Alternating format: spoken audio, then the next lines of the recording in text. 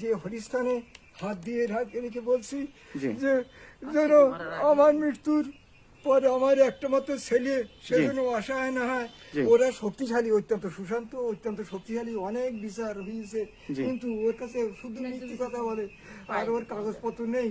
আর শুধু আমার এই দেখুন হাতে কাগজপত্র সবকিছুই আছে। দাঁড়ান। উনি ঠিক কি বললেন চলুন কথাগুলো আরও একবার মনোযোগ দিয়ে শুনি। অত্যন্ত শক্তিশালী, অত্যন্ত শক্তিশালী, অনেক বিচার হয়েছে, জি। কিন্তু ওর কাছে শুধু মিথ্যে কথা বলে, আর ওর কাগজপত্র নেই। আর শুধু আমার এই দেখুন হাতে কাগজপত্র লক্ষ্য সবকিছুই করুন, আছে। এখানে তিনি ধর্মীয় পোশাক পরে এবং একটি ধর্মীয় প্রতিষ্ঠানকে ঢাল হিসেবে ব্যবহার করে মানুষের আবেগ নিয়ে খেলতে চেয়েছেন।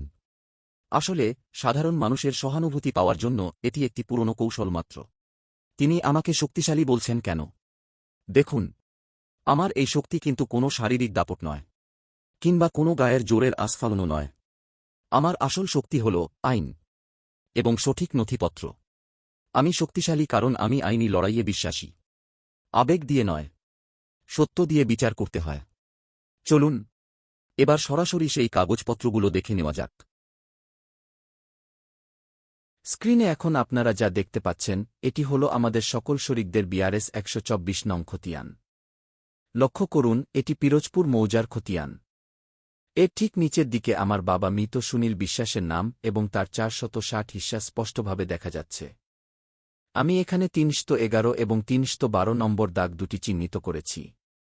এই দুটি দাগে জমির পরিমাণ যথাক্রমে ৪৮ শতক এবং ৪১ শতক, অর্থাৎ মোট ৮৯ শতক।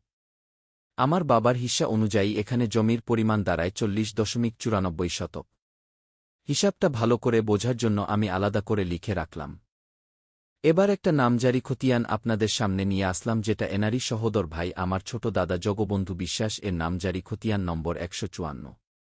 এ নামজারি খতিয়ানটির মালিক জগবন্ধু বিশ্বাস, তার বড় ছেলে গৌতম বিশ্বাস এবং তার ছোট ছেলে উত্তম বিশ্বাস। এখানে আমাদের মূল খতিয়ানের ৩১১ ও ৩১২ দাগে যথাক্রমে ১৪.৩০ শতক এবং ১১.৪৫ শতক জমি রেকর্ড করেছেন। খতিয়ানটিতে লক্ষ্য করুন, এটি কিন্তু আমাদের সেই মূল বিআরএস ১২৪ নম্বর খতিয়ানের রেকর্ডীয় মালিক শিবুব্দ বিশ্বাস, শ্যামাব্দ বিশ্বাস এবং নিজ রেকর্ডীয় জগবন্ধু বিশ্বাস এর নাম ও অংশ হতে কর্তনকৃত। এখন দেখুন, শিবুব্দ বিশ্বাস, শ্যামপদ বিশ্বাস এবং জগবন্ধু বিশ্বাস এর অংশ থেকে ১৪.৩০ শতক এবং ১১.৪৫ শতক। সেই দুটি দাগ অর্থাৎ ৩১১ ও ৩১২ দাগ থেকে ২৫.৭৫ শতক নামজারি নিলেন।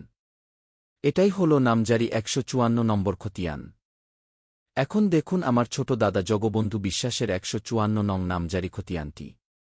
এখানে তিনি মূল খতিয়ানের ৩১১ এবং ৩১২ দাগ থেকে মোট ২৫.৭৫ শতক জমি রেকর্ড করেছেন।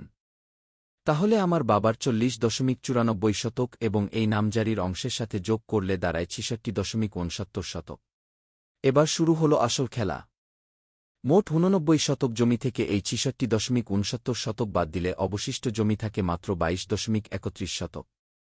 কিন্তু আমাদের মূল উপস্থাপক দীনবন্ধু বিশ্বাস, যিনি এতক্ষণ কান্নাজড়িত কণ্ঠে মায়া বাড়াচ্ছিলেন, তিনি ১৫১ নং নামজারি খতিয়ানে কতটুকু জমি নিলেন? লক্ষ্য করুন, তিনি ৩১১ ও ৩১২ দাগ থেকে রেকর্ড করেছেন ১৭.২৫ এবং ১৪.৭৫ শতক, অর্থাৎ মোট ৩২ শতক। হিসাবটা কি বুঝতে পারছেন? যেখানে জমি অবশিষ্ট আছে মাত্র ২২.৩১ শতক, সেখানে তিনি ৩২ শতক জমি নিলেন কিভাবে?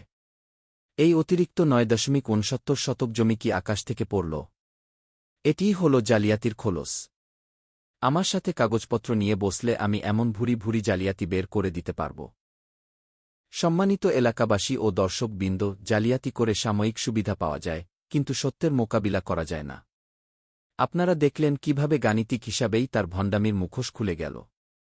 যারা ধর্মকে পুঁজি করে মানুষের আবেগ নিয়ে খেলে, তাদের আসল পরিচয় এই দলিলেই লুকিয়ে আছে। আপনাদের কোনো প্রশ্ন থাকলে কমেন্ট বক্সে জানান। সত্যের জয় হবেই। ধন্যবাদ।